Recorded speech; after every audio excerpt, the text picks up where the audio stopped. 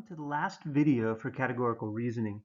What I want to do in this rather short video is simply walk you through the process of working from an argument given in ordinary language all the way through to the point where you can determine the validity of the argument. So you might think of this section as just putting everything together into a total system. And basically what I want to do is just give you a few examples both of immediate inferences and categorical syllogisms so you can see how this works. So you can think of this as really just a series of steps you have to take or processes that you need to work through in order to actually deal with an argument. It's also worth noting that this is what you'll be doing on the test, so it's worth paying close attention to all the steps you need to take in order to deal with this stuff. Now in the end, the very first step is to simply determine what kind of argument you're dealing with. Is this a categorical syllogism, or are you dealing with an immediate inference?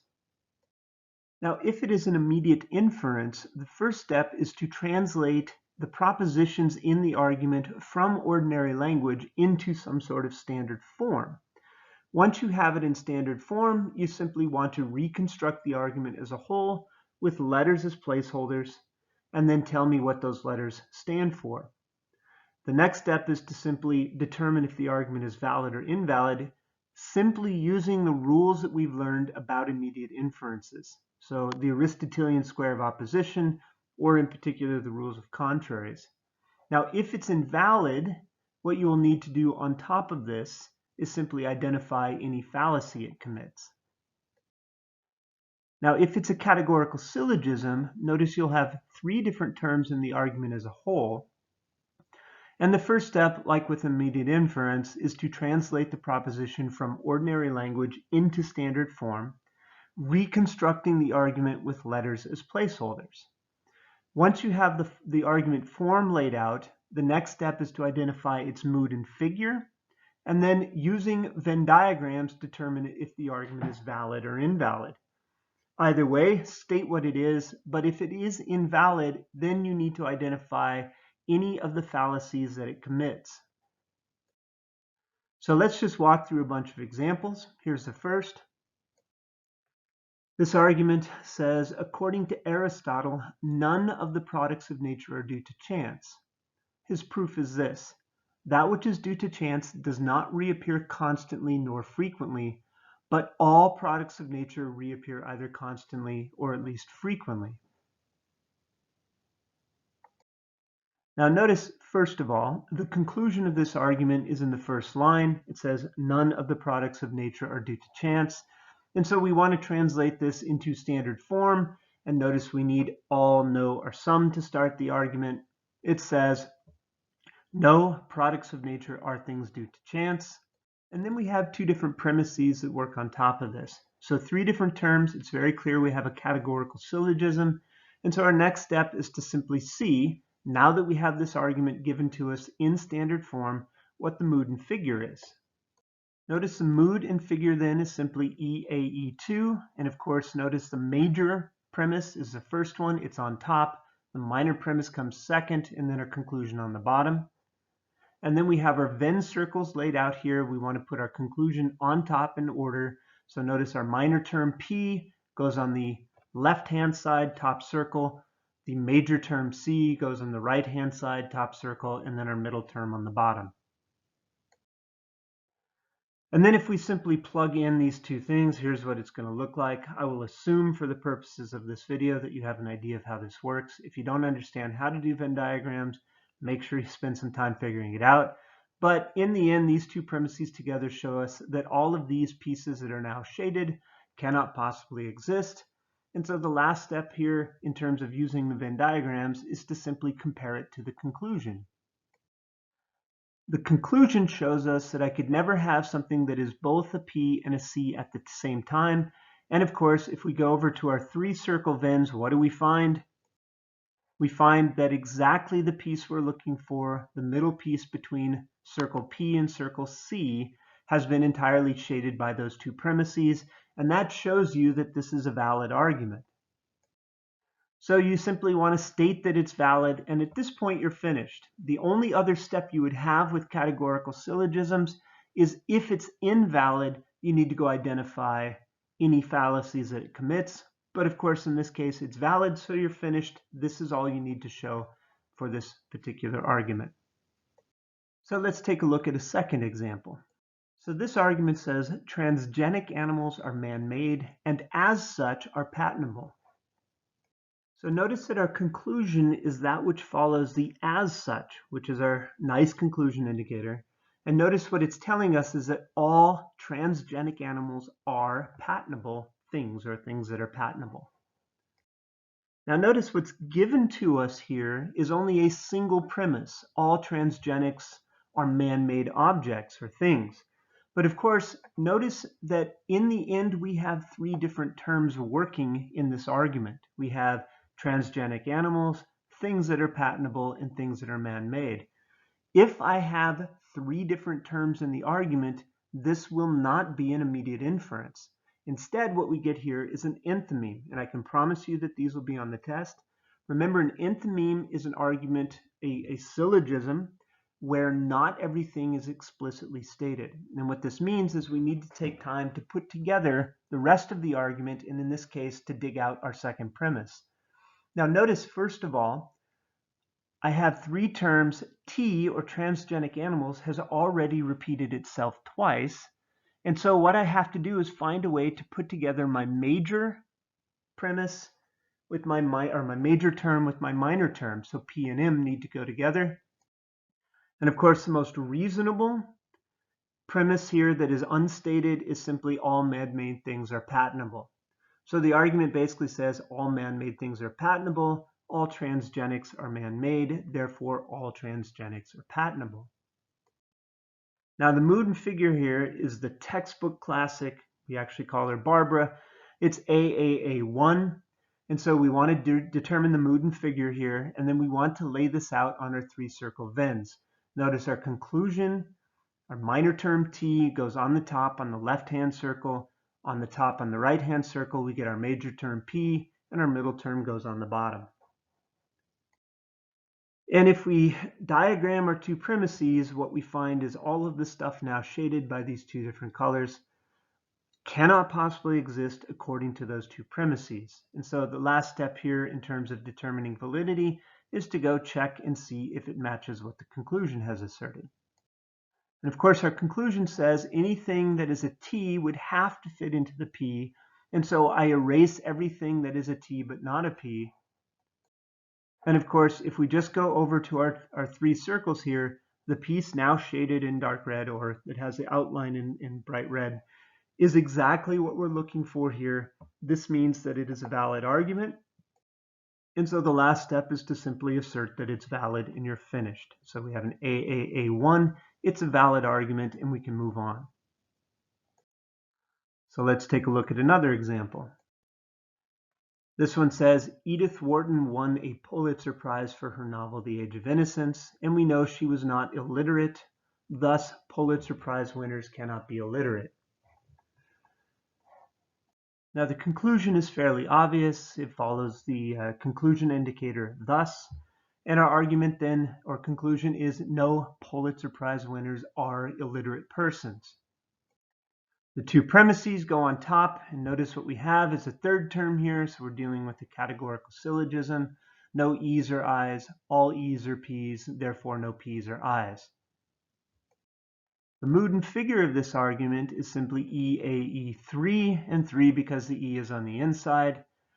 And so what I want to do is put my conclusion on the top two circles in order, P on the left-hand side, I, my major term, on the right-hand side, my middle term, Edith Wharton, on the bottom.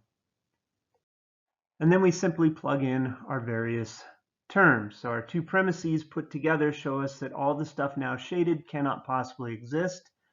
And so the next step is to determine if the conclusion agrees with this.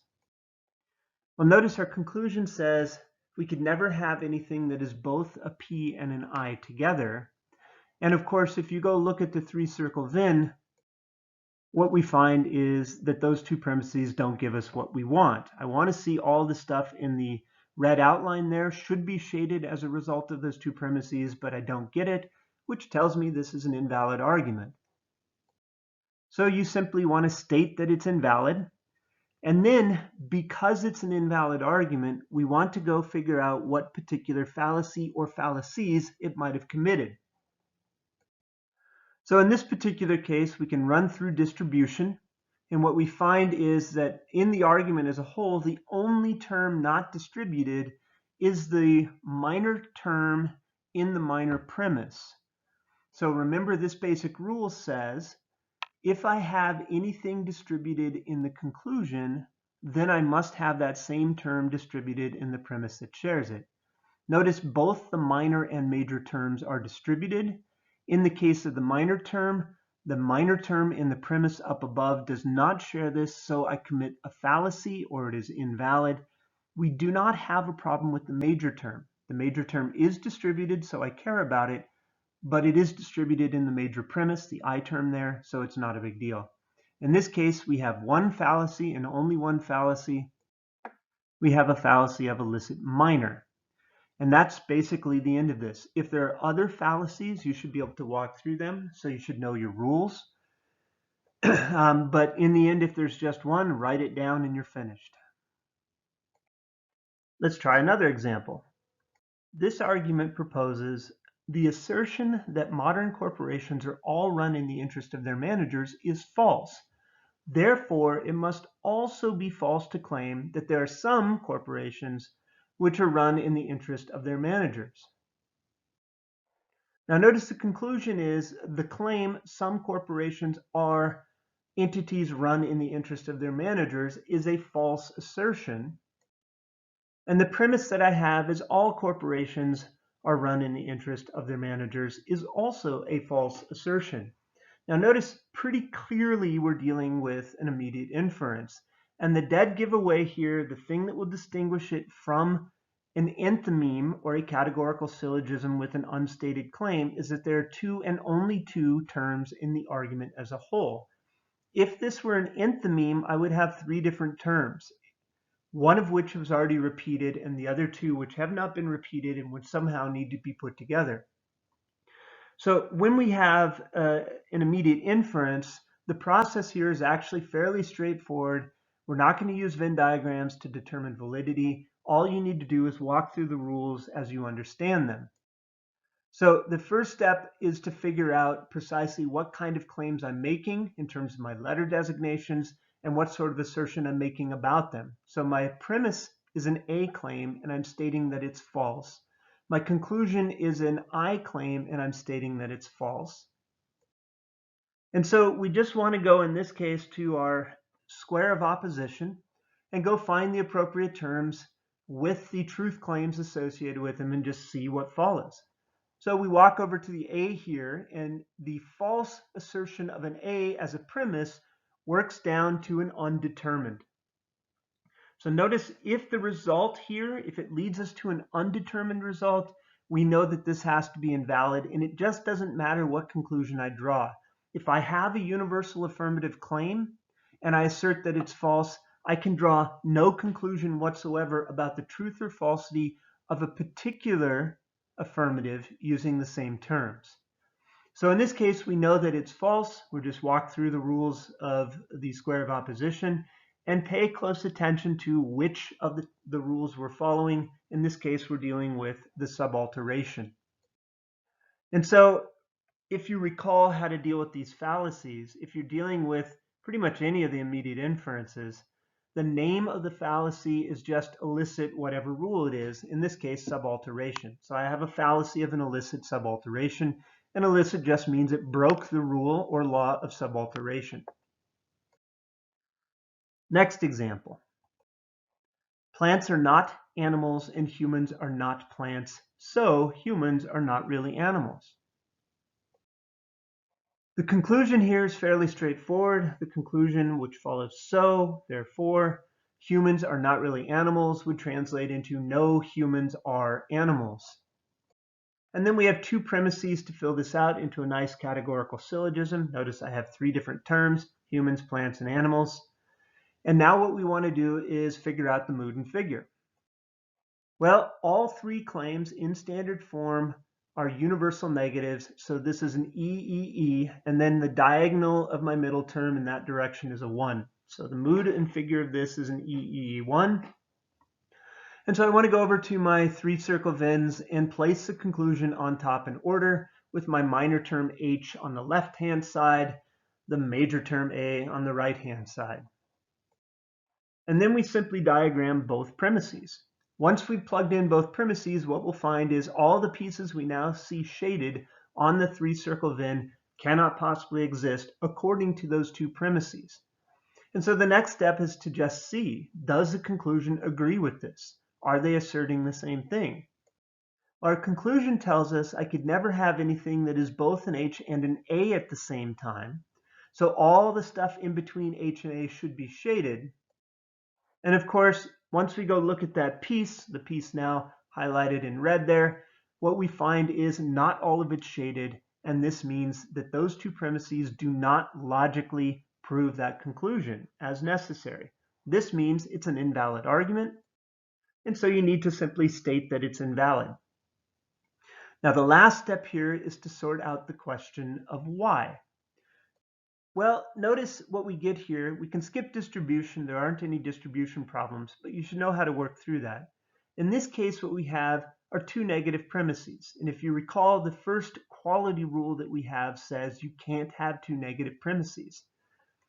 And of course, the fallacy associated with this is simply an exclusive premises. And so you need to be able to identify this. Now, in this particular case, there is only one fallacy associated with the argument, so you need to only state that one. If there are multiple fallacies, you should be able to walk through them all, which means you need to know all of your distribution rules and all of your quality rules, and you need to know how to apply them and use them to determine fallacies. So one last example, and then we'll be done with this particular video. This argument, very straightforward, says, since feathers are not heavy, heavy things cannot be feathers. Now, pretty clearly, our conclusion is no heavy things are feathers. And then I have a single premise that gets me there. And if you note that one premise simply repeats both of the terms in the conclusion, just in a different order. Given that there are two and only two terms in the argument as a whole, this suggests to us that we're dealing with an immediate inference, not an infamy. So what we have to do at this point is just get comfortable with the various rules for immediate inferences, figure out precisely what our claims are saying, and then walk through the rules to determine if it's valid or invalid. In this case, notice I have two E claims. This should be a pretty good hint to you that you're not dealing with the square of opposition, because the square of opposition works by keeping the subject and the predicate in the same place, but simply changing the quantifier. So if it's no, it becomes all, or it becomes some are, it becomes some are not, or something like this, while maintaining the subject and predicate in the same order. In this case, my quantifier hasn't changed. All I did was swap the place of the subject and predicate, and that suggests that we're dealing with the rule of conversion. Now notice I'm saying that if one is true, then the next one has to be true. So if the premise is true, the E claim there, then this other E claim is also true. And so to apply this rule, we just have to go see which ones we can and which ones we cannot convert. Now, it turns out that the two we can convert are our particular affirmative and our universal negative. So E claims and I claims. The two that we cannot convert are our A claims and our O claims, because they are not logically telling us the same thing. If I convert an E claim, which I just did here, the conversion is logically identical to the original premise. So this is a valid argument if I say one is true, the other's true, and if I say one is false, the other's false. And I get exactly that since I can convert a universal negative, and I did convert it in the conclusion. This makes it a valid argument. And so at this point, you simply need to state that what you have is a valid conversion and you're finished. That's all there is to it. So that is really all we have to deal with in this particular module. This is kind of putting everything together, you might say, starting with arguments given in ordinary language, converting them into a standard form, syllogism or immediate inference, and then from there simply walking through the process to determine validity and identify fallacies. So this is everything you'll need to be able to do for the next exam. I am also posting a PowerPoint with a bunch of examples of categorical syllogisms that you can walk through on your own, as well as a practice test that I would encourage you to go through before you take the actual exam. And if you have any questions about any of this material, please feel free to contact me.